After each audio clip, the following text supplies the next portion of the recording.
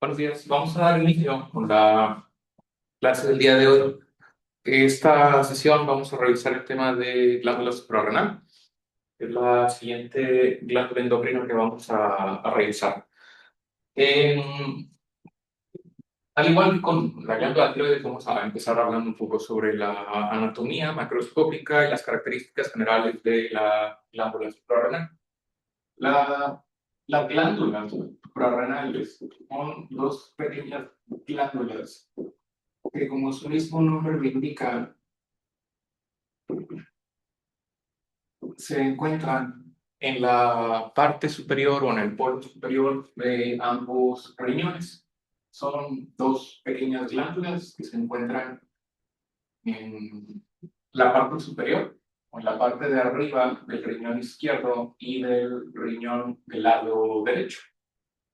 Estas glándulas están irrigadas o reciben su aporte sanguíneo a través de varias ramas, que pueden ser, por ejemplo, ramas directas de la arteria renal. Hay algunas glándulas suprarrenales que están irrigadas por medio de vasos que salen directamente de la arteria renal. Y hay otras glándulas, o en algunos casos, las glándulas reciben su principal aporte sanguíneo de ramas directas que salen de la aorta abdominal. Entonces, estos son los dos principales vasos que se encargan de irrigar las glándulas suprarrenales. Pueden ser vasos que salen directamente de de la arteria renal, o vasos que salen directamente de la aorta abdominal, que es el vaso que se encarga de proporcionar la irrigación a la mayor parte de las vísceras digestivas. La glándula suprarrenal está dividida en dos grandes porciones. Cuando nosotros evaluamos macroscópicamente la glándula suprarrenal, nos vamos a dar cuenta de que esta está distribuida, al igual que otros órganos o glándulas endócrinas, en dos grandes porciones, en una porción externa y una porción interna. La porción externa se llama corteza suprarrenal, mientras que la porción interna se llama médula suprarrenal. Esta división se basa fundamentalmente, obviamente, en las características anatómicas o lo que se ve macroscópicamente, pero también en la función, porque las hormonas que se producen en la corteza son completamente diferentes a las que se producen en la médula. Las que se producen en la corteza son hormonas esteroideas, que tienen en común que todas ellas se derivan a partir del mismo precursor, que es el colesterol, mientras que las hormonas que se producen en la médula suprarrenal son hormonas monoaminas o catecolaminas o derivadas de un aminoácido que es la tirosina. Aquí se producen hormonas como la noradrenalina, la adrenalina y la dopamina. Todas estas se derivan de un aminoácido que es la tirosina, del cual ya hemos hablado en ocasiones anteriores. Entonces, nos vamos a enfocar primero en las características de la corteza y en la siguiente clase vamos a ver las características de la médula y el proceso de síntesis de las hormonas que se producen ahí. Pero en esta ocasión nos vamos a enfocar principalmente en lo que ocurre en la corteza renal. La corteza renal, a su vez, se subdivide en tres segmentos. Estos tres segmentos son la parte más externa de la corteza, recibe el nombre de zona glomerular. La parte más externa recibe el nombre de zona glomerular. Esta zona abarca aproximadamente el 15% del total de la extensión de la corteza suprarrenal. Quiere decir que abarca una pequeña porción en la parte más externa de la corteza suprarrenal. Esta zona tiene como principal función la síntesis de una hormona que se llama aldosterona, que es un mineralocorticoide. Mineralocorticoide porque es una hormona esteroidea, de la palabra corticoide, y en segundo lugar es una hormona cuya función principal es la regulación de los principales minerales en nuestro cuerpo, o dos de los principales minerales en nuestro cuerpo, que son el sodio y el potasio. La razón por la cual dividimos estas zonas en estos tres segmentos es, en primer lugar, porque cada una de estas zonas va a producir diferentes tipos de hormonas. Y en segundo lugar, porque la razón por la cual se producen diferentes tipos de hormonas en cada uno de los segmentos de la corteza suprarrenal es porque tienen diferencias enzimáticas. Esto quiere decir que las enzimas presentes en las células de cada una de estas secciones es la razón por la cual se sintetizan diferentes tipos de hormonas. Entonces, por ejemplo, aquí las características particulares con relación a las enzimas, con relación a las enzimas, aquí es la síntesis, y acá síntesis.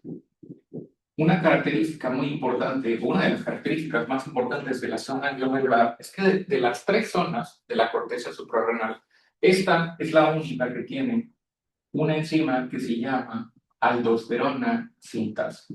Aquí vamos a encontrar presencia de una enzima que se llama aldosterona sintasa. Esta enzima no se encuentra presente en las otras secciones o en los otros segmentos de la glándula de la corteza suprarrenal.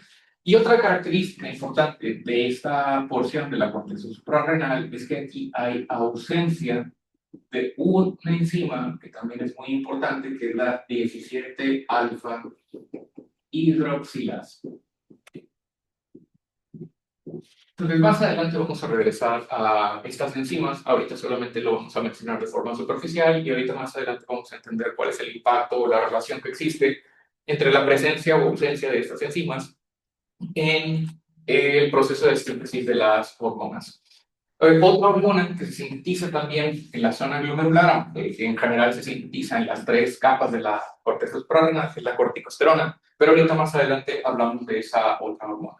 En segundo lugar, la segunda parte de la corteza suprarrenal es la porción o el segmento más grueso o más grande. La segunda parte de la corteza suprarrenal es una zona que se llama zona fascicular. La zona fascicular. Y esta zona es la más grande o es el segmento que abarca la mayor parte de la corteza suprarrenal, representando aproximadamente el 75% de toda la extensión de la glándula. En esta región se van a producir principalmente una hormona que es el cortisol. Pero también esta zona tiene capacidad para sintetizar otras hormonas, como por ejemplo los andrógenos. Sin embargo, la principal hormona que se sintetiza en esta porción es el cortisol. ¿Puede sintetizar andrógenos? Sí, pero la principal función o responsabilidad de la zona fascicular es la síntesis de cortisol. La razón por la cual se sintetizan principalmente estas dos hormonas es por las características enzimáticas particulares de este segmento, que son una mayor actividad de una enzima que se llama 3-beta hidroxiesteroide deshidrogenasa, 3-beta hidroxiesteroide deshidrogenasa, y mayor actividad también de otra enzima que se llama 21 hidroxilasa. Y de nuevo, recordar que esta porción o este segmento de la corteza suprarrenal carece de la enzima aldosterona sintasa. La aldosterona sintasa solamente se encuentra en la zona glomerular. Finalmente, la última porción o la porción más profunda de la corteza suprarrenal es la zona reticular. Este segmento es el más pequeño de los tres. La zona reticular, la porción más profunda de la zona de la corteza suprarrenal, se llama zona reticular y solamente abarca o comprende aproximadamente el 10% de toda la extensión de la corteza suprarrenal. Aquí se van a sintetizar principalmente andrógenos, es el principal sitio de síntesis de andrógenos de la corteza suprarrenal, pero también es capaz de sintetizar cortisol. El cortisol también se puede sintetizar en la zona reticular. De nuevo, aquí se puede sintetizar cortisol, pero la mayor hormona o la hormona que se secreta en mayor cantidad son los andrógenos. Las características particulares de la zona reticular son que hay mayor actividad de una enzima que se llama 17 alfa hidroxilasa y mayor actividad de otra enzima que se llama 17-20 liasa. Que de nuevo ahorita vamos a entender cómo es que cuál es la relación entre estas diferencias enzimáticas y la producción de las diferentes hormonas en cada una de las zonas de la corteza suprarrenal. Entonces, a grandes rasgos, es la función de cada uno de estos segmentos. Ahorita vamos a ver el proceso de síntesis o de hormonogénesis, pero es importante entender primero todo este proceso. Otras características importantes antes de pasar con los precursores son que las tres capas de la corteza suprarrenal comparten la síntesis de una hormona. Las tres son capaces de sintetizar una hormona que se llama corticosterona. La corticosterona es un mineralocorticoide débil que normalmente no tiene efectos importantes en nuestro cuerpo, pero cuando se llega a acumular por alguna enfermedad puede llegar a producir algunos problemas, pero se llama corticosterona. Y esta es la hormona que se puede sintetizar en las tres capas de la corteza suprarrenal. La única, porque la aldosterona solamente se sintetiza en la zona glomerular y aquí no se produce cortisol ni andrógenos. Y al revés, en la zona fascicular se produce cortisol y andrógenos, pero no se puede sintetizar aldosterona. La única hormona que sí se puede sintetizar en las tres capas es la corticosterona. Y otra diferencia importante entre estas tres capas o zonas de la corteza suprarrenal es quién regula cada una de estas zonas. Eso quiere decir que, como lo hemos visto en clases anteriores, la glándula suprarrenal está regulada principalmente, aunque no es el único mecanismo, por el eje hipotálamo, hipófisis, glándula suprarrenal. En este caso, el hipotálamo secreta una hormona que se llama CRH, u hormona liberadora de corticotropina, que estimula la liberación de corticotropina para liberar, a su vez, cortisol. La CRH hipotalámica estimula a las células corticotropas de la hipófisis para que liberen corticotropina. Y finalmente, la corticotropina, también conocida como ACTH, estimula a la corteza suprarrenal para que produzca cortisol. Y a su vez, el cortisol produce una retroalimentación negativa sobre la liberación de ACTH, eso quiere decir, inhibe la liberación de ACTH y también inhibe la liberación de CRH. Ahora, este eje es importante porque de las tres capas de la corteza suprarrenal, de la zona glomerular, fascicular y reticular, la única que no está regulada por este eje es la zona glomerular. Quiere decir que vamos a tener dos ejes regulatorios distintos. Uno es el eje que regula a la zona glomerular, que es el sistema renina, angiotensina,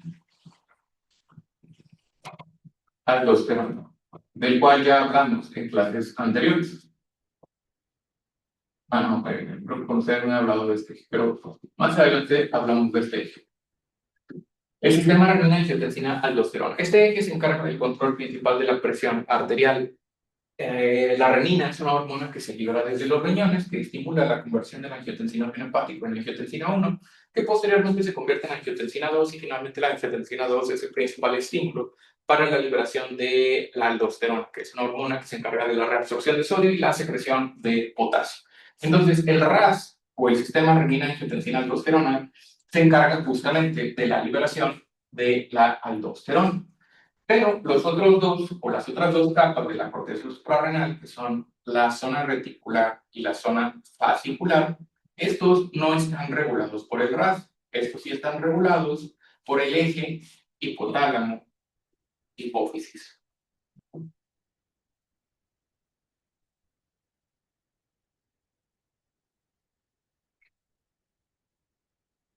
que es el que ya describimos en la parte superior del pizarrón.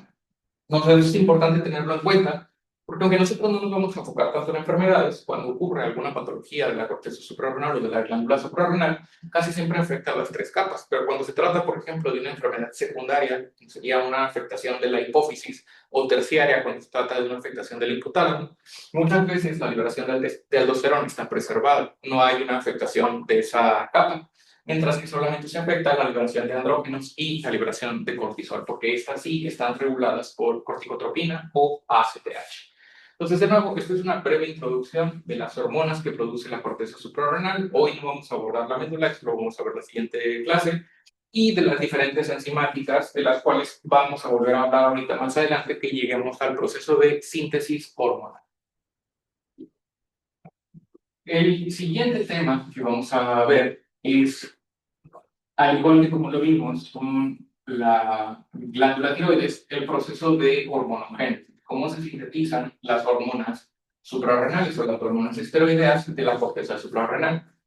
Pero, al igual que como lo vimos también con la glándula tiroides, antes de hablar del proceso de síntesis, vamos a hablar de los precursores. Esto quiere decir qué es lo que necesita la glándula suprarrenal para poder producir las diferentes hormonas que se van a sintetizar en las diferentes capas de la corteza. Para que la glándula, para que la corteza suprarrenal pueda producir sus diferentes hormonas, requiere de un precursor que es, en este caso, el colesterol. El colesterol es el equivalente a la tirosina y al yodo de la glándula tiroides. Dijimos que para sintetizar hormonas tiroideas, la glándula tiroides requería tirosina y yodo. En este caso, igual, de manera similar, la glándula suprarrenal o específicamente la corteza suprarrenal, para poder producir todas estas hormonas, requiere colesterol. El colesterol lo adquirimos principalmente a través de la dieta, a través de los alimentos, recordando que los tres principales macronutrientes que adquirimos de la dieta son los carbohidratos, los lípidos y las proteínas. En este caso, el colesterol viene en los lípidos o en las grasas que consumimos de los diferentes alimentos. El colesterol, una vez que se absorbe en nuestro tracto digestivo, va a pasar a través de la sangre y se va a empaquetar más bien en unas proteínas que se llaman o reciben el nombre de kilomicrones. Kilomicrones. Y esos kilomicrones se encargan a su vez de llevar los lípidos que se absorbieron en el tracto digestivo hacia el hígado. En el hígado, los kilomicrones entregan los lípidos que tienen en su interior, que son los triglicéridos y ácidos grasos libres, y también van ahí los esteres de colesterol o el colesterol. Entonces, los kilomicrones entregan los lípidos al hígado y el hígado se encarga de producir varias lipoproteínas que se van a encargar del transporte de los lípidos a través de la circulación para que los entreguen a los diferentes órganos y tejidos del cuerpo. El hígado produce tres principales lipoproteínas, que son la LDL, la VLDL y finalmente la HDL. Por sus siglas en inglés, LDL significa Low Density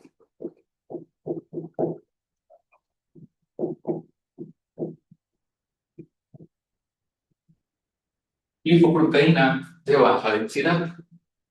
VLDL significa lipoproteína de muy baja densidad, es very low density lipoproteína. Y finalmente la HDL significa high.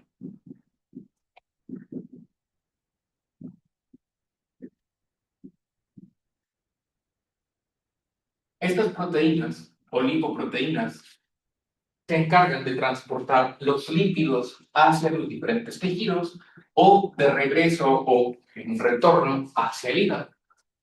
Estas dos en particular se encargan de transportar los lípidos desde el hígado hacia los tejidos. Mientras que la principal responsabilidad de la HDL se encarga de transportar de regreso los lípidos de los tejidos hacia el hígado. Esto que le ha concedido los nombres coloquiales a la LDL y HDL como colesterol bueno y colesterol malo, que son comúnmente como se les llama o se les conoce a estos lípidos, estas lipoproteínas, en el ámbito popular. La razón por la cual a una se le llama colesterol bueno y la otra el colesterol malo, es porque la elevación de un tipo específico de colesterol incrementa el riesgo de presentar enfermedades como por ejemplo infartos al corazón o derrames cerebrales o embolias cerebrales, mientras que la otra, los niveles elevados de la otra lipoproteína reducen el riesgo cardiovascular y también reducen el riesgo de presentar otras enfermedades que se asocian con la formación de placas. Esto se debe a que cuando hay un exceso de lipoproteínas debido a alteraciones metabólicas en el paciente, como por ejemplo diabetes, una mala alimentación, sedentarismo y otras cosas, van a favorecer el incremento en los niveles de lipoproteínas de baja densidad y de muy baja densidad. Y si sabemos que estas lipoproteínas se encargan de transportar los lípidos hacia los tejidos, pues esto quiere decir que favorecen el depósito de grasa en los tejidos periféricos. La grasa se deposita no nada más en el abdomen, se deposita también en las vísceras del abdomen, en las extremidades y en otras partes del cuerpo, incluido, por supuesto, cuando los niveles de lipoproteínas son muy altos en los vasos sanguíneos. Esto produce la formación de unas placas, que comúnmente se les llaman placas de ateroma o placas de grasa. Cuando una persona tiene niveles altos de lipoproteínas de baja densidad o de muy baja densidad, eso favorece que esas lipoproteínas empiecen a depositar el colesterol o las grasas en sitios en los cuales no deberían de estarlas depositando, como pueden ser, por ejemplo, los vasos sanguíneos. Y eso puede ocasionar que se vaya formando una pequeña placa de ateroma o placa de grasa en los vasos sanguíneos, que con el paso del tiempo, si se hace más grande esa placa, puede llegar a obstruir de manera parcial el paso de la sangre a través del el vaso sanguíneo, generando el- la isquemia que puede conducir eventualmente a un infarto, ya sea del corazón o un infarto cerebral.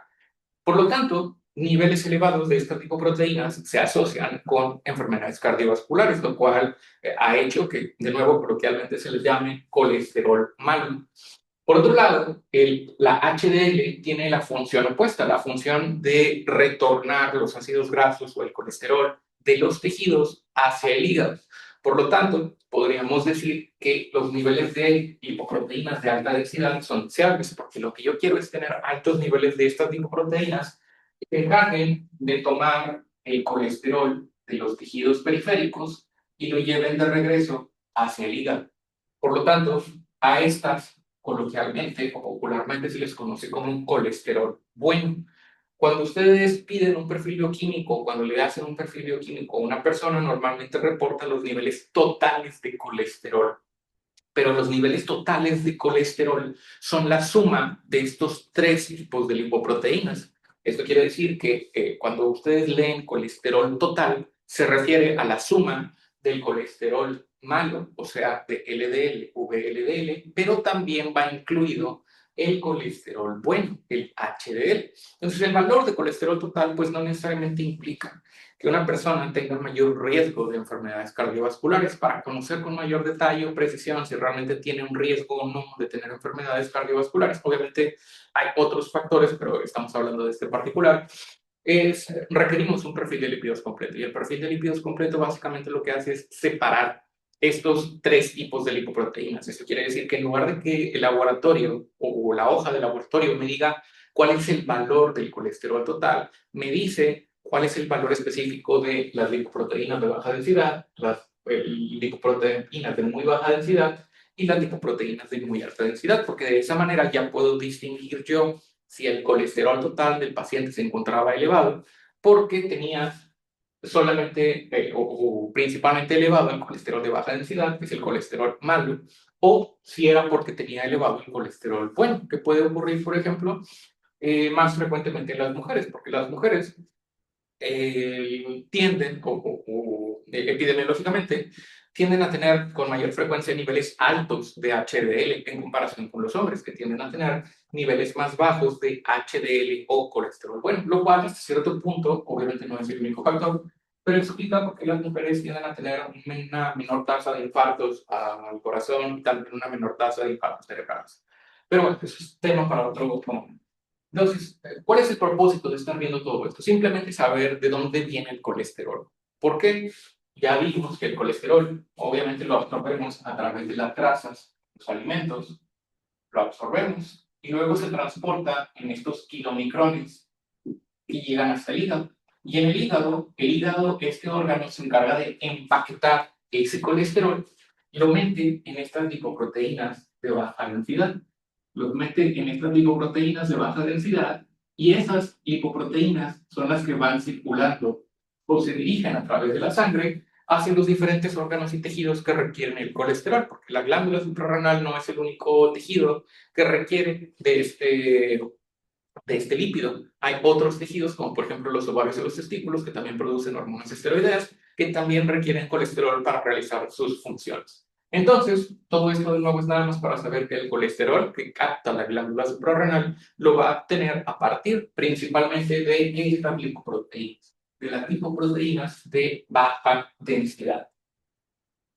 Ahora sí, ya que entendimos de dónde viene el colesterol, lo siguiente que vamos a revisar es el proceso de síntesis de las diferentes hormonas esteroideas. Vamos a ver qué es lo que ocurre en las células de la corteza suprarrenal para que se sintetice el cortisol. Ya dijimos, ya mencionamos que el principal estímulo para la liberación de cortisol es el eje hipotálamo, hipófisis, glándula suprarrenal. En el caso del hipotálamo, el hipotálamo produce una hormona que se llama hormona liberadora de corticotropina. Y eso estimula la liberación de ACTH por parte de la glándula hipófisis. Y posteriormente la hipófisis produce, o más bien la corticotropina que se produce en la hipófisis, viaja a través de la circulación y llega hasta la corteza suprarrenal. Y en la corteza suprarrenal es que la ACTH va a generar varios efectos en la membrana celular, porque la ACTH es una hormona peptídica. Es una hormona peptídica, lo que quiere decir que está compuesta por una cadena de aminoácidos.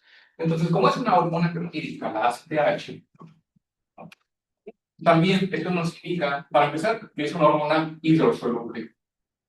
Y la característica que tienen en común las hormonas hidrosolubles es que actúan en receptores que se encuentran en la membrana celular. En este caso, la ACTH actúa en receptores de ciertos dominios transmembrana, también conocidos como receptores asociados a proteína. Específicamente en receptores que tienen una subunidad alfa-S. Entonces, a nivel de las células de la corteza suprarrenal, en la membrana celular de las células de la corteza suprarrenal, vamos a encontrar receptores asociados a proteína G. Receptores asociados a proteína G que son el receptor de ACTH. Este es el receptor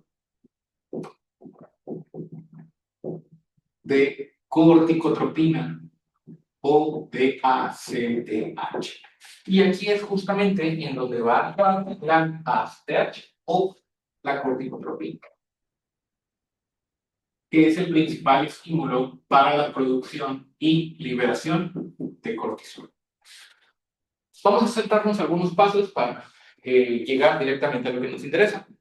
Ya sabemos cómo funcionan los receptores asociados a proteína G. Particularmente, este receptor es un receptor que tiene una subunidad, una proteína G con una subunidad alfa-S, lo que quiere decir que esta proteína G, cuando se separa en una subunidad beta-gamma, tiene una subunidad alfa-S.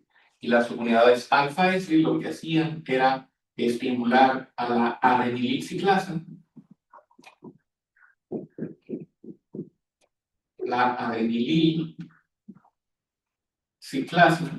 y la adenilciclasa se encargaba de formar AMP cíclico. a partir del ATP, que era nuestro segundo mensajero, el AMP cíclico. Y finalmente, el AMP cíclico se encargaba de activar a la proteína blanco, que era la proteína quinasa A, que a su vez iba a fosforilar enzimas para producir un efecto en el interior de la célula. Ahora, ¿cuáles son las enzimas que fosforilan o cuáles son los efectos de esta proteína quinasa A? Uno de los primeros efectos que va a tener la proteína quinasa A es incrementar la disponibilidad de receptores. Lo que hace la proteína quinasa A es activar receptores de lipoproteína. Esto quiere decir que va a fosforilar o va a activar receptores que se encuentran en el citoplasma de la célula para que se desplacen hacia la membrana celular, que se llaman receptores de lipoproteínas. Estos receptores de lipoproteínas, como su mismo nombre lo dice, son receptores que captan lipoproteínas, en este caso, de baja densidad. Entonces, este se llama LDLR, porque es un receptor de lipoproteínas de baja densidad. Lo que quiere decir que el primer efecto que conocemos de las TH sobre las células de la corteza suprarrenal es incrementar la expresión de receptores de lipoproteínas. Entonces ya sabemos lo que es una lipoproteína. Una lipoproteína es una proteína que tiene en su interior a el colesterol y ésteres de colesterol. Entonces, cuando se activan los receptores de LDL, esto lo que hace es que la proteína o la lipoproteína de baja densidad entregue el contenido del interior de la proteína hacia la célula. Lo que quiere decir que la lipoproteína va a entregar colesterol, triglicéridos y los ésteres de colesterol que vienen en su interior. Ahorita lo que nos interesa son los ésteres de colesterol y el colesterol. Entonces, aquí lo que sucede es que cuando se activan los receptores, permiten que haya un sitio de unión para que las lipoproteínas entreguen el colesterol que está transportando esa proteína. Entonces, esto es lo que va a producir, en primer lugar, la entrada de los ésteres de colesterol hacia el interior de la célula. Aquí, así es como entran los ésteres de colesterol, que son entregados por las lipoproteínas de baja densidad. Ahora, este colesterol esterificado necesita pasar por un proceso, que es el retiro de los ésteres. Y para eso, para que se convierta de ésteres de colesterol a colesterol, un poco más a la izquierda, para que no vaya a estorbar. Esto entrega los ésteres de colesterol. Y esto se va a convertir a colesterol. El proceso por el cual se convierten los ésteres de colesterol a colesterol es a través de una enzima que se llama éster colesterol hidrolasa. La éster colesterol hidrolasa convierte los ésteres de colesterol que entraron a través de las lipoproteínas de baja densidad y las transforma en colesterol. Por lo tanto, hasta este momento llevamos dos efectos de la corticotropina. La corticotropina, en primer lugar, incrementa la expresión de receptores de lipoproteínas de baja densidad para que estos sean captados por la célula. Y en segundo lugar, estimula la actividad de la enzima éster colesterol hidrolasa. Básicamente lo que hace la proteína quinasa es fosforilarla para activarla y que empiece a convertir los ésteres de colesterol en colesterol. Después, una vez que ya tenemos el colesterol, lo siguiente es introducir el colesterol a la mitocondria, porque es en el interior de la mitocondria en donde va a ocurrir el siguiente paso para la síntesis de las hormonas esteroideas. Para que el colesterol pueda entrar a la mitocondria, requiere también de una proteína que le dé acceso hacia el interior de la mitocondria. Vamos a suponer que esto es la mitocondria.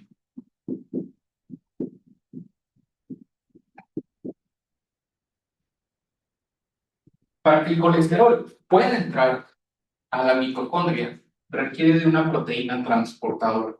Una proteína transportadora que se encuentra en la pared de la mitocondria, que se llama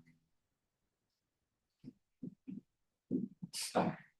Se llama STAR por sus siglas en inglés, que es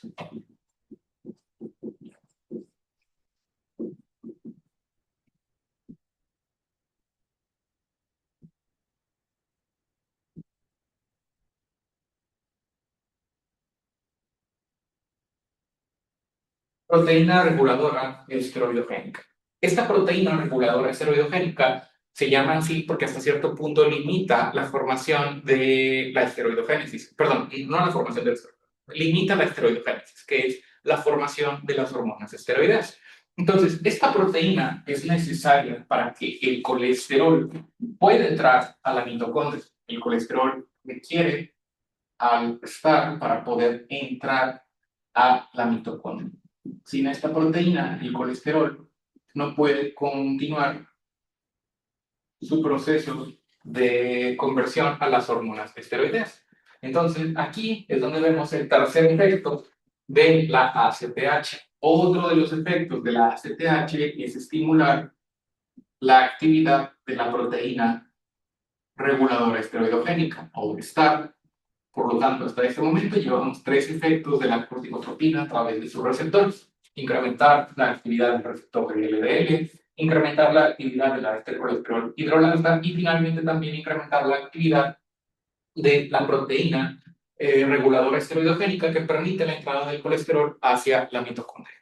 Una vez que el colesterol está adentro de la mitocondria, este se va a transformar en pregnenolona. Se va a convertir a pregnenolona.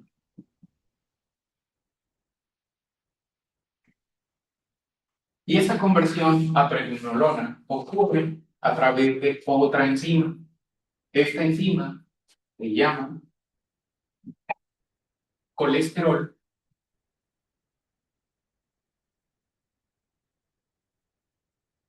desmolasa. Colesterol desmolasa. Igual ahorita más adelante voy a escribir los nombres de estas enzimas más grandes, pero se llama colesterol desmolasa. La colesterol desmolasa convierte el colesterol en pregnenolona en el interior de la mitocondria. Lo pongo igual más grande, nada para que se alcance a ver. La colesterol desmolasa. Colesterol desmolasa. Posteriormente, la pregnenolona que se formó en el interior de la mitocondria va a salir hacia el retículo endoplásmico. Los siguientes pasos van a suceder en el retículo endoplásmico liso. En el retículo endoplásmico liso. En el retículo endoplasmico liso van a ocurrir una serie de transformaciones de la pregnenolona que son importantes. Primero, la pregnenolona que abandonó la mitocondria se va a convertir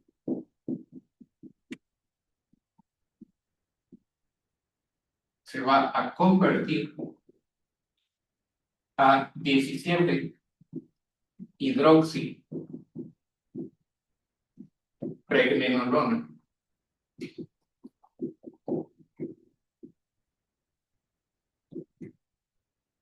Por efecto de una enzima que se llama 17 alfa hidroxilasa. La 17 alfa hidroxilasa convierte la pregnenolona a 17 hidroxipregnenolona. Posteriormente, la 17 hidroxipregnenolona se va a convertir a 17 hidroxiprogesterona.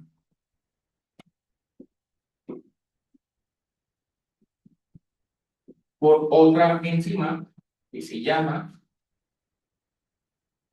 3-beta hidroxiesteroide deshidrogenasa. 3-beta hidroxiesteroide deshidrogenasa.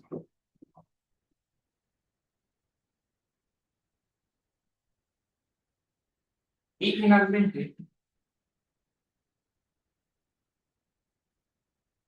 la 17 hidroxiprogesterona, perdón, se va a convertir a 11 deoxicortisol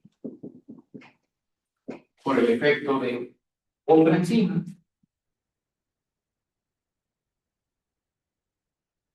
que se llama 21 hidroxilasa. Finalmente, ahora sí, el 11-deoxicortisol vuelve a entrar a la mitocondria, pero aquí ya no requiere de una proteína transportadora, lo puede hacer libremente a través de la pared de la mitocondria. Y adentro de la mitocondria, el 11-deoxicortisol se va a convertir a cortisol por el efecto de una última enzima que se llama 11-beta hidroxilasa.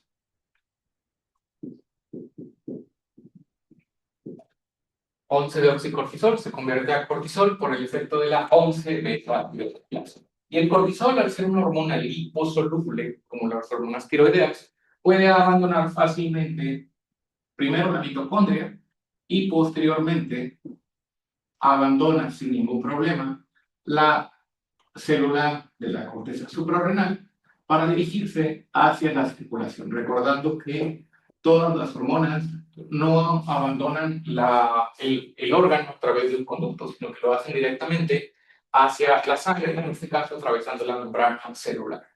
En resumen, el proceso para la síntesis de estas hormonas esteroideas incluye o empieza a partir del colesterol. El colesterol que entra a la mitocondria se va a convertir en pregnenolona en primer lugar por el efecto de la colesterol desmolasa. Después la pregnenolona sale de la mitocondria y en el retículo endoplásmico se convierte a 17-hidroxipregnenolona por el efecto de la 17-alfa hidroxilasa. Luego, la hidroxipregnenolona se convierte a 17-hidroxiprogesterona por el efecto de la 3-beta hidroxiesteroide deshidrogenasa. Después, la 17-hidroxiprogesterona se convierte a 11-deoxicortisol por efecto de la 21-hidroxilasa. Y finalmente, el 11-deoxicortisol se convierte a cortisol por el efecto de la 11-beta hidroxilasa. Y ese es el proceso de síntesis del cortisol. Pero todavía nos falta revisar el proceso de síntesis de las otras dos hormonas, que son la aldosterona y los andrógenos. Aunque pasan por un proceso bastante similar, tienen algunas diferencias importantes con relación a las enzimas, que ahorita más adelante vamos a ver. Entonces, este es el grandes rasgos la forma en la cual se sintetizan las hormonas tiroideas, específicamente el cortisol, pero vamos a ver a continuación cómo es que se sintetiza el resto de las hormonas tiroideas, perdón, tiroideas o de la corteza suprarrenal. Hasta aquí, ¿alguna duda o pregunta? Muy bien. Entonces, vamos a ver a continuación cómo se sintetizan el resto de las hormonas, que son los andrógenos y la aldosterona, que ya dijimos que también son hormonas muy importantes que se sintetizan o que se producen en la corteza suprarrenal. Ya mencionamos que todo el proceso de síntesis va a iniciar con la conversión de colesterol a pregnenolona.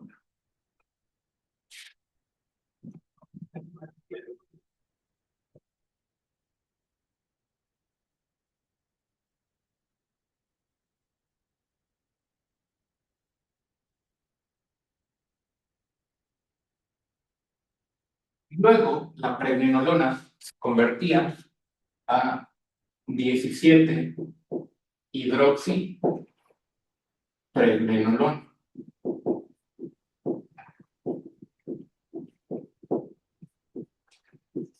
Posteriormente, la 17 hidroxipregnenolona se convierte a 17 hidroxiprogesterona,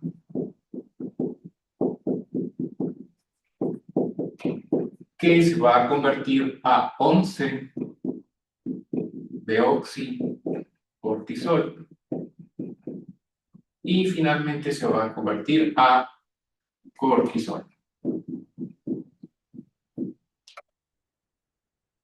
Pregnenolona a 17 hidroxipregnenolona, después a 17 hidroxiprogesterona, después a 11 deoxicortisol y finalmente a cortisol. Pero la pregnenolona también se puede convertir directamente a progesterona.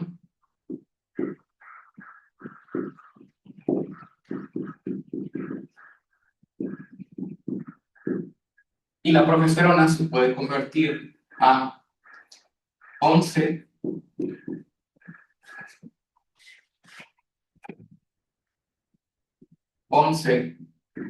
deoxicorticosterona,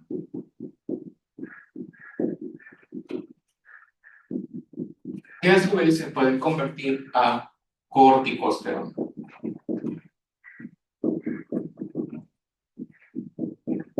Y finalmente la corticosterona se puede convertir a aldosterona.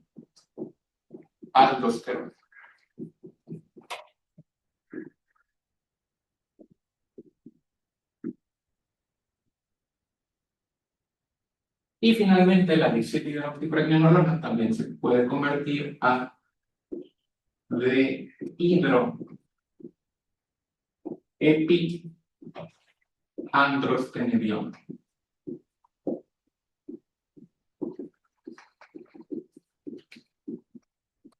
Que posteriormente se puede convertir a andrógenos.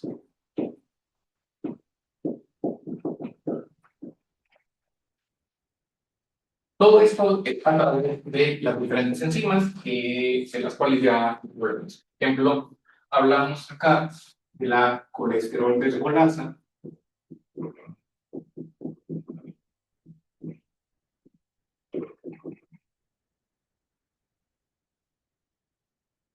hablamos también de la 3-beta hidroxiesteroide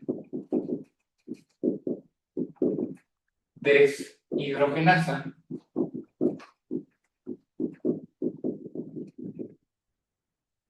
de la 21 hidroxilasa, de la 11 beta hidroxilasa y también de la aldosterona sintasa. Y por acá se encuentra la 17 alfa hidroxilasa y la 17-20 ligasa.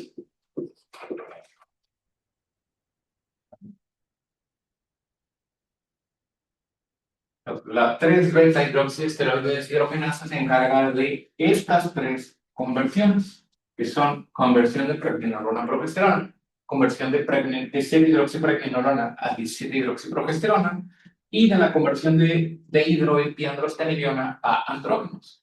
La 21-hidroxilasa se encarga de estas dos reacciones, de la conversión de progesterona a 11-deoxicorticosterona y de la conversión de 17-hidroxiprogesterona a 11-deoxicortisol. La 11-beta-hidroxilasa se encarga de la conversión de 11-deoxicorticosterona a corticosterona y de la conversión de 11-deoxicortisol a cortisol. Y finalmente la aldosterona sintasa se encarga de la conversión de corticosterona a aldosterona. Por otro lado, la 17 alfa hidroxilasa se encarga de la conversión de la 17-hidroxiprogesterona, perdón, de la pregnenolona a 17-hidroxipregnenolona y de la progesterona a la 17-hidroxiprogesterona. Y la 17-amina liasa convierte la 17-hidroxipregnenolona a dihidroandrostenediol. Esa tabla nos ayuda a entender entonces todo el proceso de hormonogénesis en la corteza suprarrenal. Entonces, lo que vimos en el esquema anterior, en el dibujo anterior, era el proceso de síntesis principal del cortisol. Lo que vimos era que el colesterol se convertía a pregnenolona por el efecto de la colesterol desmolasa. La colesterol desmolasa convertía el colesterol a pregnenolona. Luego la pregnenolona se convertía a 17-hidroxipregnenolona por la 17-alfa-hidroxilasa. Y luego la 17-hidroxipregnenolona se convertía a 17-hidroxiprogesterona por la 3-beta-hidroxiesteroide. Luego 17-hidroxiprogesterona a 11-deoxicortisol por la 21-beta y finalmente 11-deoxicortisol a cortisol por la 11-beta. Eso es para la síntesis de cortisol. Pero para la síntesis de aldosterona, por ejemplo, seguimos una ruta distinta. Colesterol a pregnenolona, después pregnenolona a progesterona a 11-deoxicorticosterona, 11-deoxicorticosterona a corticosterona y finalmente a aldosterona. Y para los andrógenos, pregnenolona a 17-hidroxipregnenolona y posteriormente a dihidroepiandrostenediona, que posteriormente se convierte en andrógeno. Ahora, regresando a las tres capas de la corteza suprarrenal, dijimos que la corteza suprarrenal está formada por tres capas, que eran la zona fascicular, la zona reticular y la zona glomerular. Dijimos, por ejemplo, la capa más superficial que era la zona glomerular. La zona glomerular dijimos que era la capa que se encargaba de la síntesis de aldosterona. La zona glomerular se encargaba de la síntesis de aldosterona. Y que en esta zona glomerular había características enzimáticas importantes. La primera de ellas era que es la única zona de la corteza suprarrenal que tiene esta enzima, que es la aldosterona sintasa. La aldosterona sintasa no se encuentra en las otras dos capas, no se encuentra ni en la zona fascicular ni en la zona reticular. La aldosterona sintasa solamente se encuentra en la zona glomerular. Por lo tanto, de las tres capas de la corteza suprarrenal, es la única que tiene la capacidad de realizar esta conversión de corticosterona a aldosterona. Ni la zona fascicular ni la zona reticular pueden realizar ese cambio. La que tiene la exclusividad de esta conversión es la zona glomerular y por lo tanto es la única capa que puede producir aldosterona. Luego, dijimos que aquí también había deficiencia de una enzima o que estaba ausente una enzima que se llama 17-alfa-hidroxilasa. La 17-alfa-hidroxilasa es esta enzima que está acá arriba. Entonces, si yo tengo deficiencia de 17-alfa-hidroxilasa, quiere decir que la pregnenolona no se puede convertir a 17-hidroxipregnenolona o que la progesterona no se puede convertir a 17-hidroxiprogesterona. Por lo tanto, la única ruta viable que le queda a la zona glomerular es lo que vemos en la primera columna, porque no puede pasar de aquí para acá, porque no tiene esta enzima. Como no tiene esta enzima, todo el colesterol que entra a la zona glomerular, la única vía que le queda es conversión a pregnenolona, después a progesterona, después a 11-deoxicorticosterona, después a corticosterona y finalmente a aldosterona.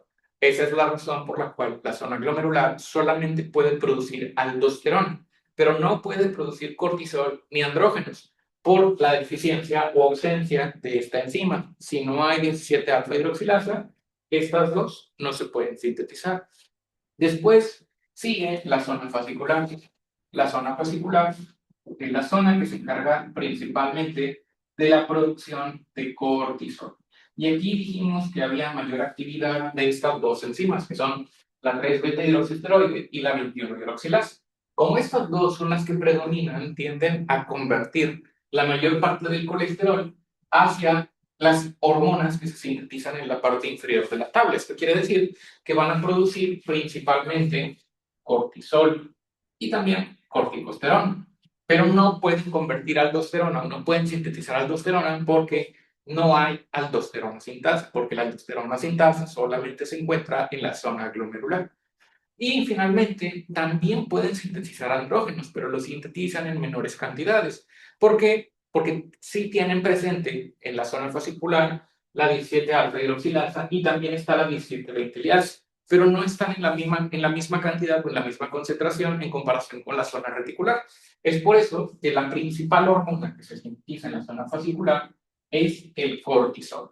Y finalmente, la zona reticular. La zona reticular, que es la capa más profunda de la corteza suprarrenal, sintetiza principalmente andrógenos, porque aquí se encuentra principalmente la enzima 17-alfa hidroxilasa y 17-20 liasa. O sea que esta enzima y esta enzima son las que predominan las células de la zona reticular. Entonces, como predominan esas enzimas, la conversión del colesterol tiende a dirigirse hacia el lado derecho, o sea, de pregnenolona a hidroxipregnenolona y posteriormente a dehidroepiandrostenediona.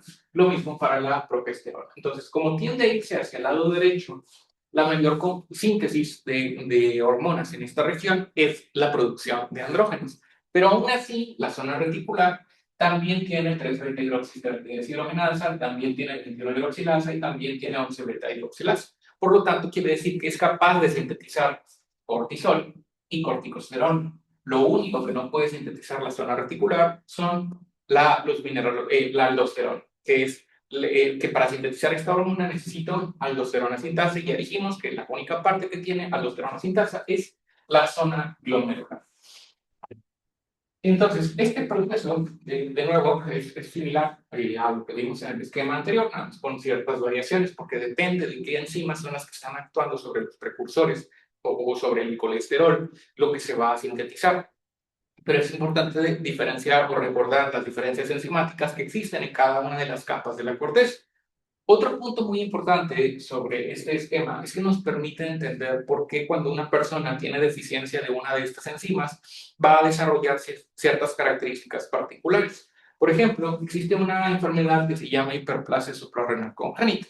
Esa enfermedad está compuesta por varias mutaciones. Esto quiere decir que puede ser ocasionada por mutaciones en los genes que se encargan de la síntesis de la 3-beta-hidroxigenasa, en el gen que sintetiza la 21-hidroxilasa, en el gen que sintetiza la 11-beta-hidroxilasa o en el gen que sintetiza a la 17-alfa-hidroxilasa. Si yo tengo, por ejemplo, una mutación en el gen que sintetiza la 21-hidroxilasa, pues quiere decir que no voy a poder sintetizar adecuadamente, o más bien, no voy a poder convertir progesterona a 11-deoxicorticosterona y tampoco voy a poder convertir 17-hidroxiprogesterona a 11-deoxicortisol. Y esto va a producir varias enfermedades importantes. Por ejemplo, de nuevo, la causa más frecuente de hiperplasia suprarrenal congénita es la deficiencia de 21-hidroxilasa. Entonces, si yo tengo deficiencia de esta enzima porque nací con una mutación del gen que se encarga de la síntesis de esa enzima en particular, pues lo que ya dije es que no puedo convertir progesterona a 11-deoxicorticosterona. Y tampoco puedo convertir 17-hidroxiprogesterona a 11-deoxicortisol. Básicamente estoy limitado en esta parte del proceso de síntesis hormonal, lo que quiere decir que no voy a poder sintetizar aldosterona, ya que los niveles de aldosterona de esta persona van a estar bajos, van a presentar niveles bajos de aldosterona y también van a presentar niveles bajos de cortisol. ¿Por qué? Porque tampoco pueden convertir la 17-hidroxiprogesterona a 11-deoxicortisol. Y por tanto, si no hay 11-deoxicortisol, tampoco hay cortisol. Entonces tendrían niveles bajos de aldosterona y niveles bajos de cortisol. Y al mismo tiempo, también esta persona podría llegar a presentar un exceso de andrógenos. ¿Por qué? Porque como solamente puedo sintetizar lo que está en la parte de arriba, básicamente lo que hace la célula fascicular y la célula reticular es redirigir toda la síntesis hacia la única vía de salida posible o existente, que es pasar de pregnenolona a 17-hidroxipregnenolona y finalmente a dehidroepiandrostenediona. Por lo tanto, lo que le sucedería a esa persona es que va a tener un exceso de andrógenos. Ahora, ese exceso de andrógenos puede tener manifestaciones distintas. Ese exceso de andrógenos va a tener manifestaciones distintas dependiendo del sexo genético de la persona. Esto quiere decir que el sexo genético, o normalmente dividimos el sexo genético en dos grandes grupos, que son los más frecuentes, el XX y el XY. Conocido normalmente el XX como el sexo femenino y el XY como el sexo masculino. Ahora, el exceso de andrógenos va a tener efectos diferentes en el XX o en la mujer y en el XY en el hombre. Por ejemplo, en el caso de la mujer, el exceso de andrógenos puede provocar un fenómeno que se llama virilización, mientras que en el caso del hombre va a provocar algo que se llama pubertad precoz. La pubertad precoz quiere decir que las características sexuales masculinas que normalmente aparecen en la adolescencia aparecerían en una etapa más temprana. En la infancia, por ejemplo, que sea un niño que todavía tiene 6 años, 7 años, o que está en el kinder incluso, y que ya está empezando a desarrollar los caracteres sexuales masculinos secundarios, como por ejemplo el agravamiento de la voz o la aparición de vello púbico o la aparición de vello axilar o vello facial, que de nuevo son características que normalmente aparecen en la adolescencia o en la pubertad. Mientras que en el caso de la mujer puede incluso ocasionar la virilización de los genitales femeninos. Esto quiere decir que en lugar de que nosotros encontremos a una bebé recién nacida que tiene vulva, vagina, va a tener o puede llegar a tener una fusión de los labios y generar un tejido parecido al escroto. Sin embargo, como es XX, no tiene testículos, tiene ovarios, y los ovarios se quedaron adentro del abdomen, que es donde deben de estar. Entonces, lo que observaríamos es que va a tener escroto, pero el escroto está vacío, no hay testículos.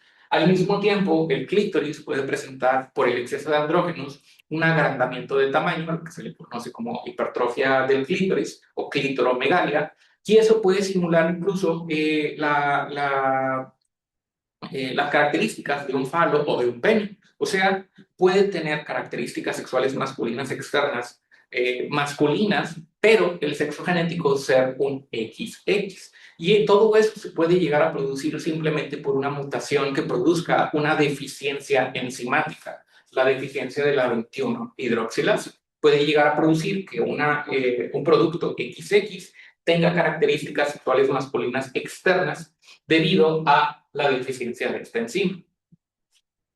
Por el contrario, cuando una persona tiene, por ejemplo, deficiencia de 17 alfa hidroxilasa, eso puede producir igual un incremento en la síntesis de corticosterona, por ejemplo, una deficiencia en la síntesis de cortisol, y en este caso, en una deficiencia de 17 alfa hidroxilasa, lo que puede llegar a ocurrir es que no hay síntesis de andrógenos.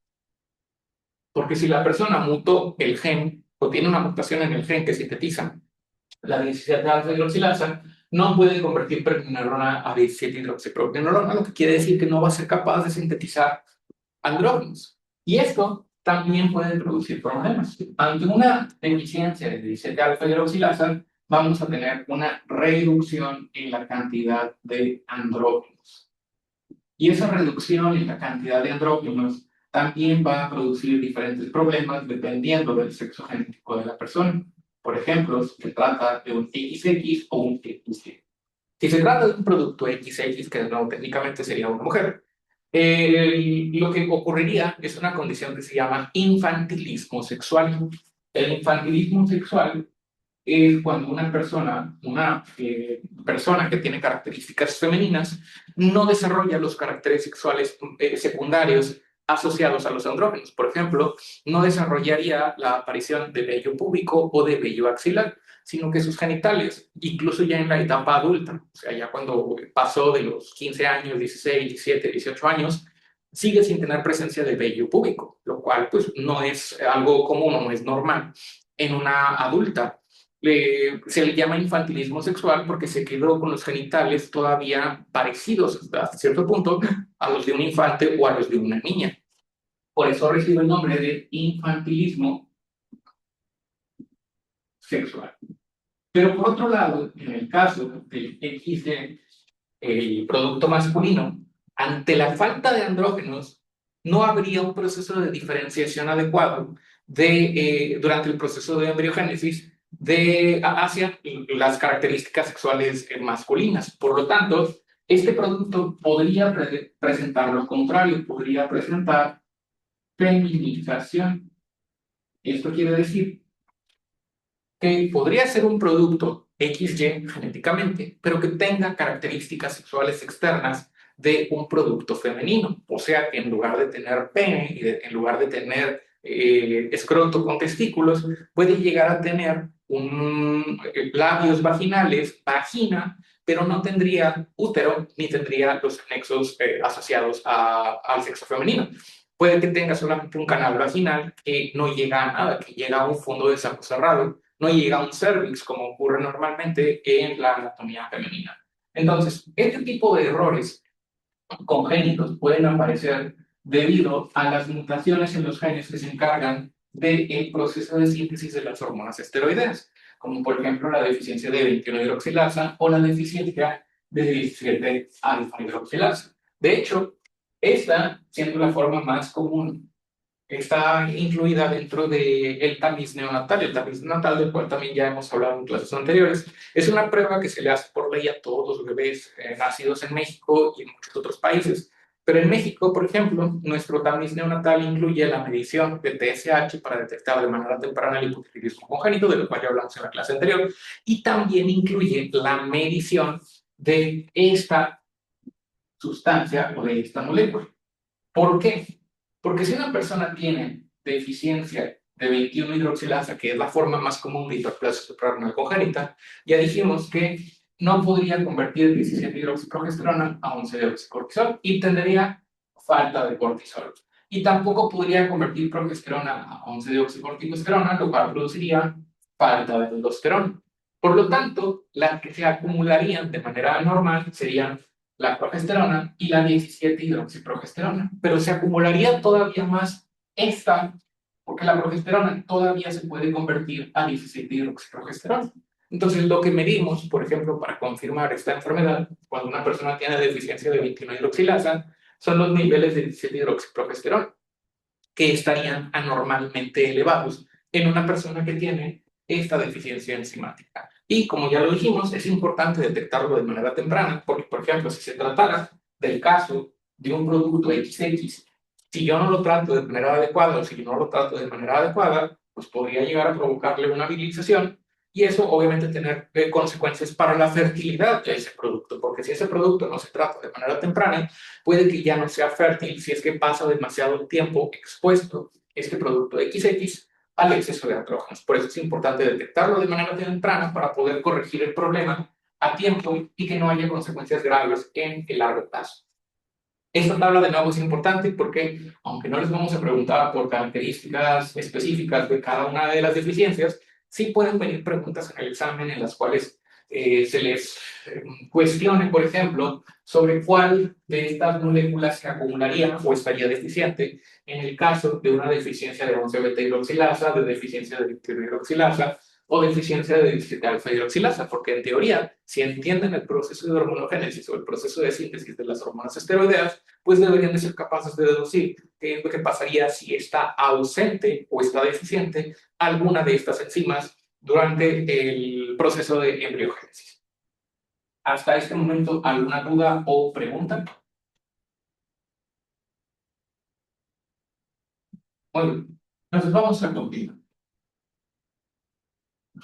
Ya vimos cómo se sintetizan las hormonas esteroideas. El siguiente paso, al igual que como lo vimos con las hormonas tiroideas, es cómo se transportan las hormonas esteroideas en la sangre o en nuestra circulación. El cortisol también se transporta principalmente unido proteínas. Al ser una hormona liposoluble, se transporta principalmente unido a proteínas. Entonces, el transporte hormonal.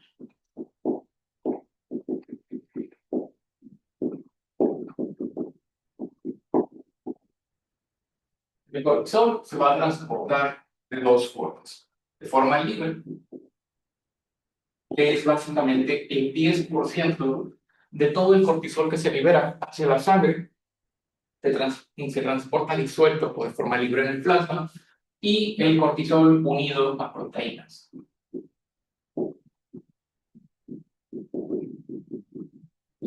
Y aquí este representa el 90%.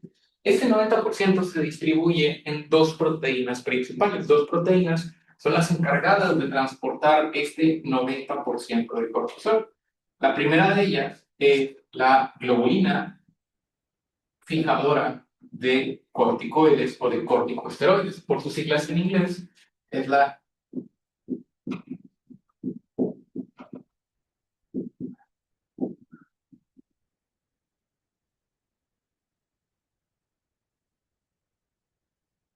globulina fijadora de corticosteroides, que transporta aproximadamente el 75% de todo el cortisol presente en la sangre. Y la otra proteína que transporta el cortisol es la albúmina. La albúmina transporta aproximadamente el 15% del cortisol restante, lo cual nos da este 90% que es la unión del cortisol a proteína. De nuevo, las funciones de la unión a proteínas es que funcionan como un almacén o como un reservorio de la hormona, evitan el metabolismo o la eliminación renal a través del proceso de filtración y que en general mejoran la distribución de la hormona a todos los tejidos, con la desventaja de que mientras el cortisol se mantenga unido a la proteína, no puede activar receptores de cortisol. Necesita separarse de la proteína para poder activar receptores en el interior de las células, de lo cual vamos a hablar más adelante. Ahora, lo siguiente que tenemos que conocer son los diferentes mecanismos de liberación del cortisol. El cortisol puede liberarse a través de tres métodos distintos. Se puede liberar, o la liberación o regulación de cortisol ocurre a través de tres mecanismos. El principal mecanismo, ya lo conocemos, es la retroalimentación negativa,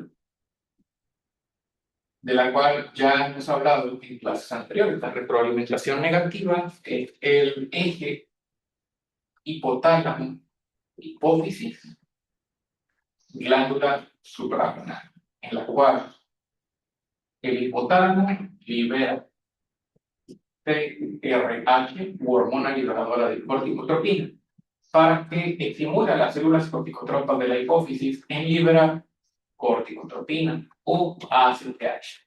Y finalmente la ACTH liberar cortisol, perdón, la glándula suprarrenal que estimula la liberación de cortisol a través de los mecanismos que ya acabamos de aprender. Finalmente, el cortisol genera retroalimentación negativa sobre la liberación de ACTH y sobre la liberación de CRH.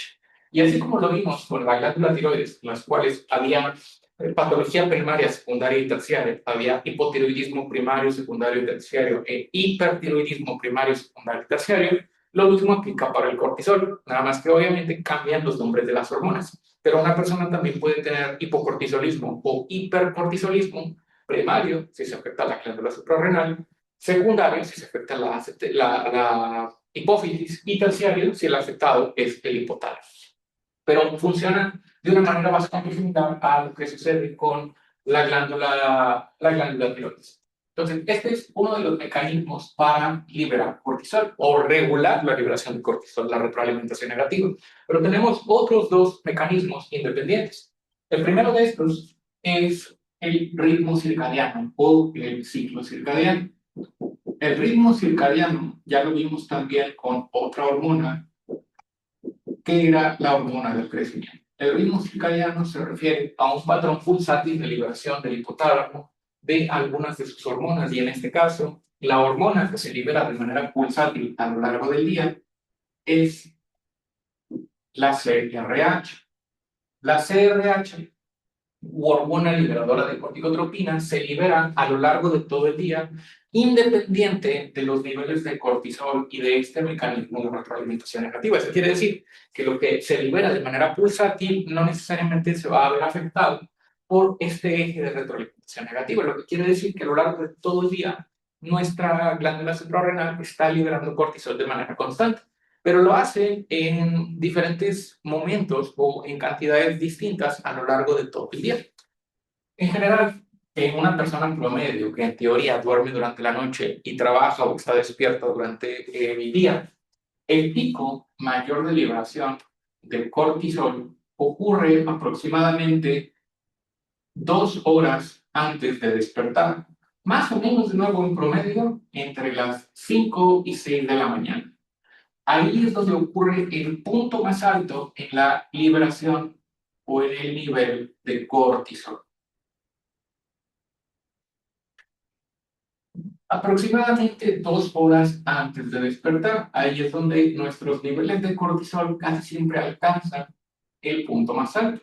Y luego se van reduciendo a lo largo del día y llegan a su punto más bajo aproximadamente a las 22 a 23 horas.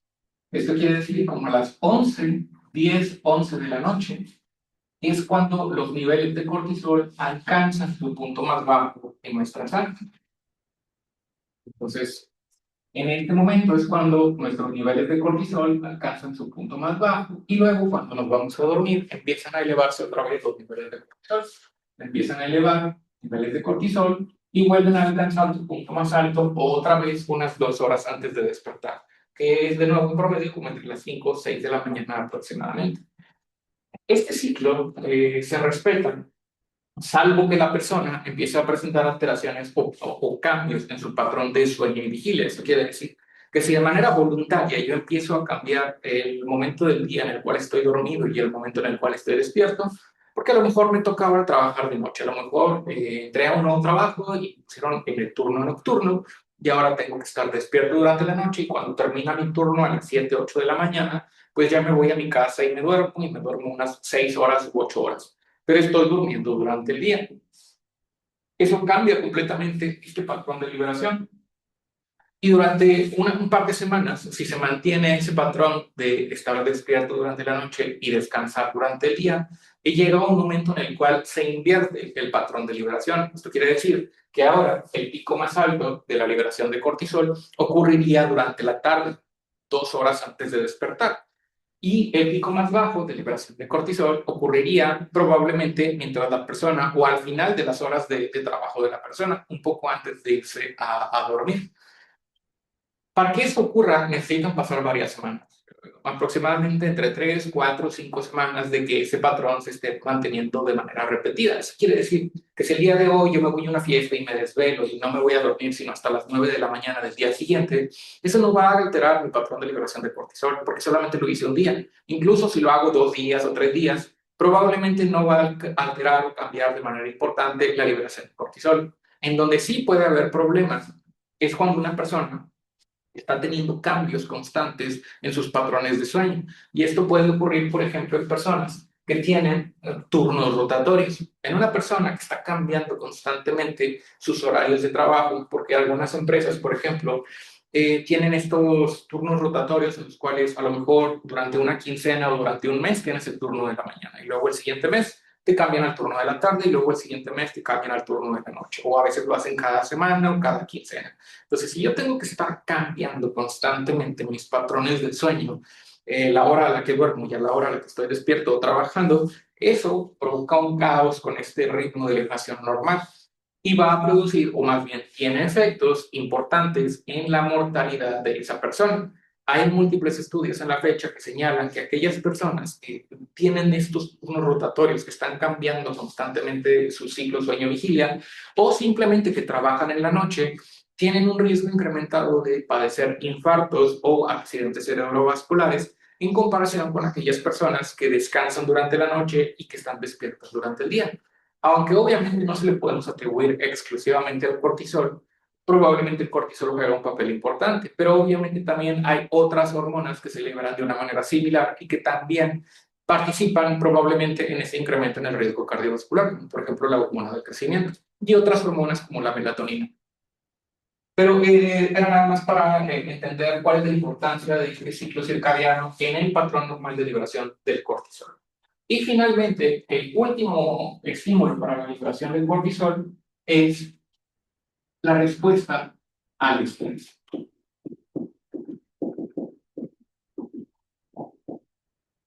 Existen dos tipos de estrés, el estrés físico y el estrés psicológico. El estrés físico se refiere a a cuando una lesión física se produce en mi cuerpo. Esto quiere decir, si al día de hoy yo me caigo y me raspo el brazo, me raspo la pierna, se va a producir una lesión, se produce una herida. Esa herida representa estrés físico, está poniendo mi cuerpo en estrés y se van a activar mecanismos de reparación. Mi cuerpo va a intentar repararse o va a intentar reparar la lesión que se produjo por esa caída.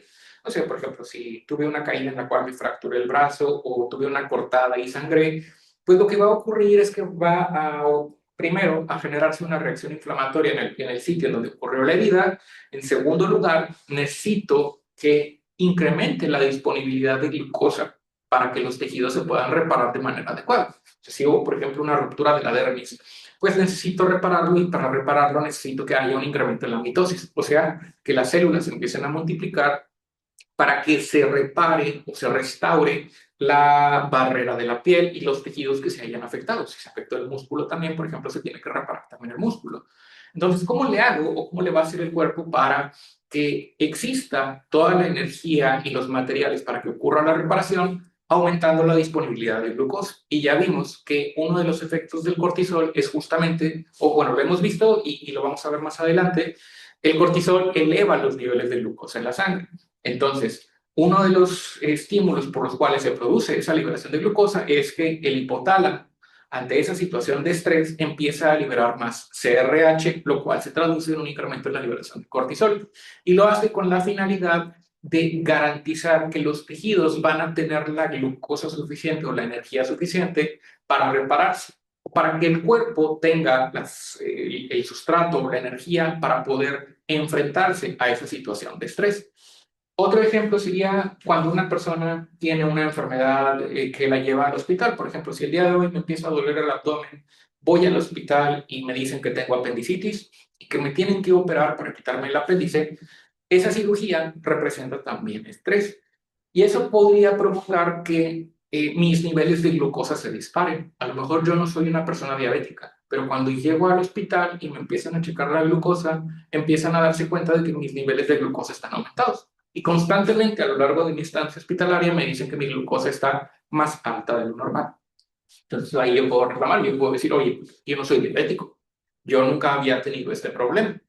No quiere decir que yo ya vaya a quedarme con niveles de glucosa altos, ni quiere decir que sea diabético. Es una respuesta normal o natural del cuerpo.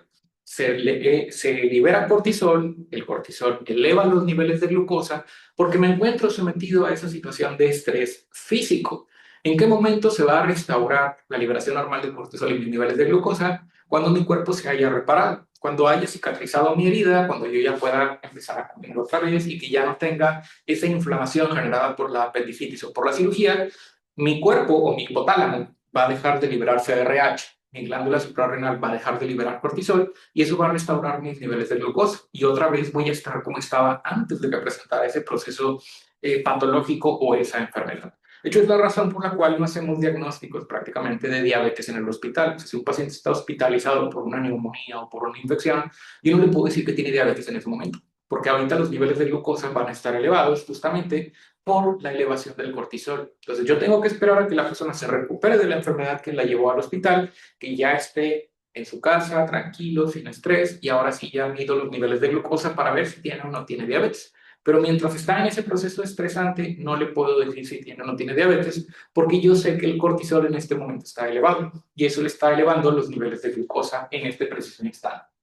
Aquí también entraría el estrés psicológico. El estrés psicológico se refiere a las condiciones externas a mi cuerpo que me afectan en mi estado de ánimo, que puede ser el estrés asociado a problemas familiares, a problemas económicos, a problemas de violencia de cualquier tipo, económica, social, física o de otro tipo. En general, todos los factores que pueden estresar mi bienestar o alterar mi estado de ánimo también pueden representar un incremento en la liberación de cortisol.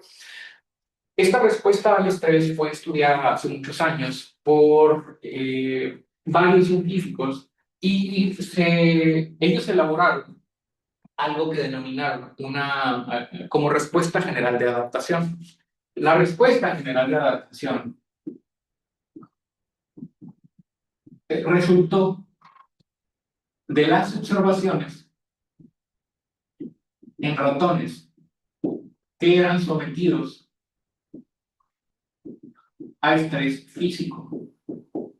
Esto quiere decir, lo que hicieron fue poner a muchos ratones bajo estrés físico haciéndoles cortes en algunas partes de su cuerpo, o sea, cortes en la espalda, en las patitas, en la cola, con la finalidad de ver qué era lo que pasaba con sus niveles de cortisol, dependiendo de cuánto tiempo los estuvieron sometiendo a ese estrés. Entonces, lo que hicieron fue someter a algunos ratones a estrés físico durante solamente un periodo agudo, para ver cómo se comportaban sus niveles de cortisol.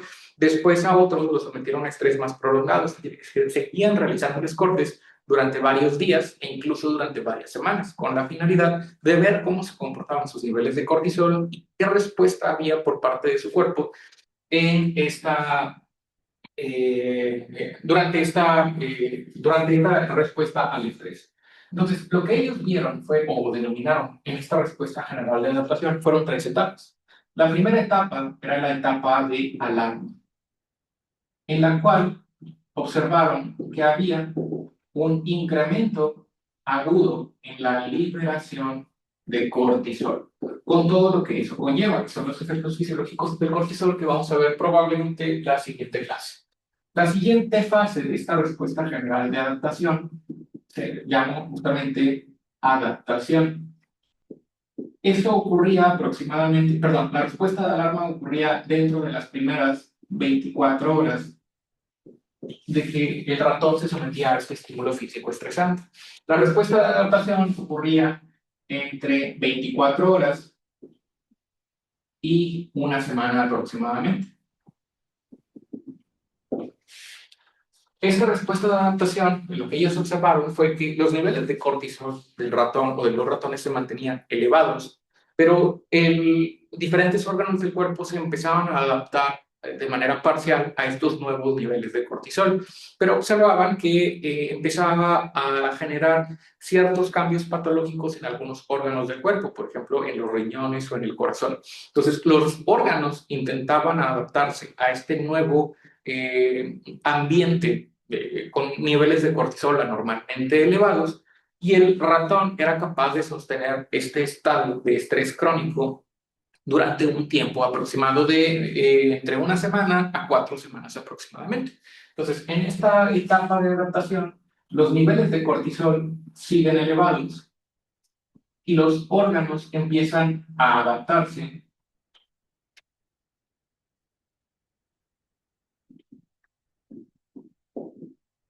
a este nuevo estado de estrés físico crónico.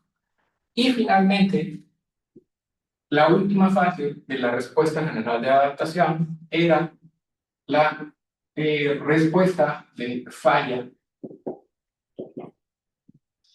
o muerte. El estrés crónico provocaba que los ratones eventualmente empezaran a presentar fallo en distintos órganos. El estrés o los niveles crónicamente elevados de cortisol provocaron que los ratones estuviesen crónicamente con niveles altos de glucosa, con niveles crónicamente altos de presión arterial, lo cual afectaba el funcionamiento del corazón, de los riñones, de los pulmones, de los intestinos, y empezaba a ocasionar fallas en múltiples órganos, en múltiples sistemas, y eventualmente llevaban a que ese ratón falleciera. Entonces, aquí es donde se presentaba el fallo multiorgánico. No era solamente un sistema, sino que todos los órganos, o muchos órganos al mismo tiempo, empezaban a fallar, ocasionado como resultado de la exposición crónica a este estímulo estresante. Por obvias razones, este tipo de experimentos pues, no se pueden replicar en humanos. Sería ético someter a humanos a estrés físico, psicológico, nada más para ver qué pasa. No habría ningún comité de ética que aceptara ese tipo de cosas. Pero podemos extrapolar mucha de esta información que obtuvimos de estos experimentos en animales a los humanos. Sabemos, por ejemplo, que en el caso del humano hay una respuesta similar. En los humanos que se someten a estrés de manera aguda, pues hay una elevación en la liberación de cortisol. Y también sabemos que el humano, aunque tarda más tiempo en que se presente la falla multiorgánica, los órganos del humano también intentan adaptarse a ese nuevo ambiente de elevación de cortisol. Pero eventualmente, pues probablemente si se prolonga el estrés en ese humano, puede llegar a presentarse el fallo multiorgánico, aunque no de manera tan temprana como en los ratones. Tarda más tiempo en que se empiecen a presentar esas condiciones, pero de nuevo eso no lo podemos replicar ya en estudios. Simplemente son resultados de estudios observacionales y de lo que extrapolamos de la información de estos estudios animales, algo que podría ocurrir en el humano, pero no vamos a realizar ese tipo de experimentos en humanos para ver qué pasa. Ya para terminar el día de hoy, nada más una cosa que se me olvidó también mencionar, y es justamente otra cosa con el ritmo circadiano. Hasta hace un par de años existía en nuestro país una cosa que se llamaba horario de verano. No, todavía existe en algunas regiones o en algunas ciudades del país, pero se eliminó hace ya aproximadamente unos 6 años, si no mal recuerdo, el horario de verano. Básicamente la idea del horario de verano y del horario de invierno era atrasar el reloj una hora o adelantar el reloj una hora con el propósito de aprovechar las horas de luz de día y de esta manera utilizar menos energía o utilizar menos la electricidad. ¿Por qué? Porque si en teoría durante una época del año el sol salía más temprano o amanecía más temprano, pues lo que se pensaba era que pues las personas van a apagar los focos de su casa, van a utilizar menos energía y eso va a representar una reducción en el gasto de electricidad para todas las personas. Entonces, la idea pues, era esa, ¿no? Que mover la hora a la cual, mover la hora para aprovechar la luz del día iba a favorecer el ahorro de energía en todo el país para todas las personas.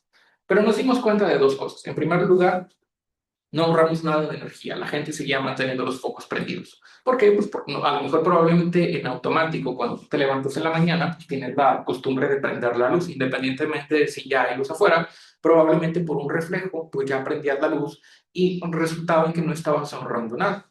Y en segundo lugar, otra cosa que se observó, y fue en muchos países y en varios estudios observacionales, fue que durante esas épocas, esa semana específicamente, después de que cambiábamos la hora, de que la atrasábamos o que la adelantábamos, había un incremento en la tasa de suicidios. Esto quiere decir que las personas se suicidaban más específicamente en la semana posterior a hacer el cambio de horario. Exactamente en esa semana, siempre, todos los años, había un incremento en la tasa de suicidios. No estamos diciendo, o no quiere decir que las personas se suicidaran simplemente por cambiaba una hora. Probablemente eran personas que ya estaban deprimidas, que ya tenían factores que los ponían en riesgo de realizar el acto del suicidio, pero que el cambiar la hora funcionaba como el gatillo o el desencadenante o el empujón que los orilló a tomar la decisión de suicidarse. Probablemente el cambio, ese cambio que puede parecer tan insignificante en una hora, ocasionaba cambios hormonales en los neurotransmisores del cerebro de esa persona que provocaban que tomara la decisión radical de quitarse la vida. Entonces, basado en todos esos hallazgos que de nuevo no fueron nada más en México, fueron en muchas partes del mundo, no estábamos ahorrando nada de energía y estábamos provocándoles problemas a las personas simplemente por el hecho de mover una hora el horario del día, pues mejor quítalo porque no te está sirviendo de nada y nada más estás provocando un incremento en la tasa de mortalidad justamente después de la semana en la cual cambias el horario. Y fue una de las razones, una de las muchas razones por las cuales se eliminó este horario de verano. Y de nuevo, actualmente todavía hay algunas ciudades en el país que siguen haciendo estos procesos de cambio de horario, pero se eliminó en la mayor parte de las ciudades de nuestro país. Hasta este momento, ¿alguna duda o pregunta? No. Súper. Entonces, vamos a quedarnos aquí. Me falta nada más revisar los efectos fisiológicos del cortisol y el receptor de cortisol, que este es un receptor más sencillo de explicar, no es tan complicado como el receptor de hormonas tiroideas. Y posteriormente vamos a ver también el tema de médula suprarrenal, que es el otro tema que nos queda pendiente de glándula suprarrenal. Entonces, esos son los temas que vamos a ver en la siguiente clase. Vamos a terminar con cortisol, efectos fisiológicos, funcionamiento del receptor, y vamos a ver las catecolaminas, que son las hormonas que se producen en la médula suprarrenal. Si no hay ninguna otra duda o pregunta, los veo el siguiente viernes para continuar con la sesión. Doctor, eh, yo quería hablar con usted.